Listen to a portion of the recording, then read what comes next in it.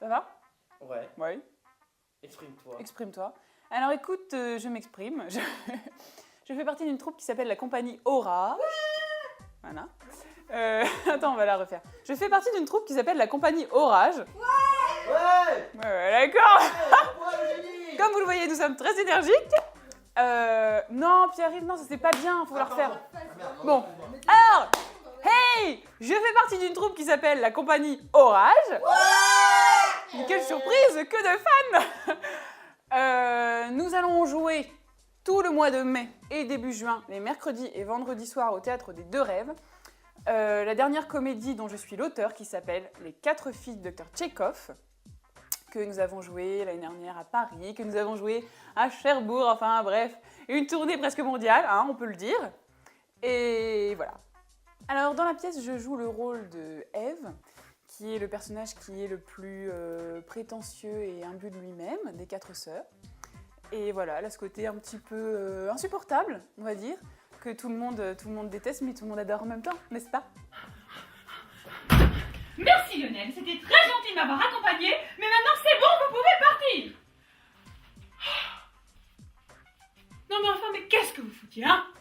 Ça fait 1 heure que je sonne comme une tarée. Ah ouais? Eh ben tu me redonneras la définition de ton dico personnel, mais pour moi, un mec qui me parle pendant 1h30 de sa dernière invention, la dernière invention géniale étant une talonnette à glisser en toute discrétion dans vos talons pour gagner jusqu'à 6 cm sans emporter, c'est un débile.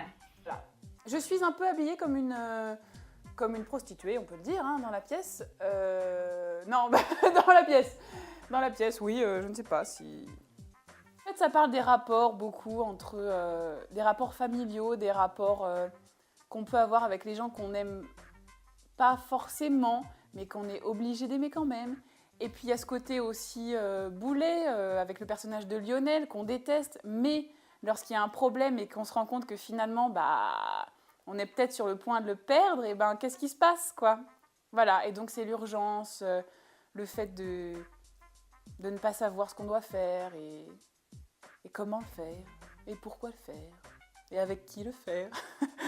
Nu. Venez nu, venez seul, et vous ne le regretterez pas. Non, venez habillé, c'est quand même mieux pour les fauteuils.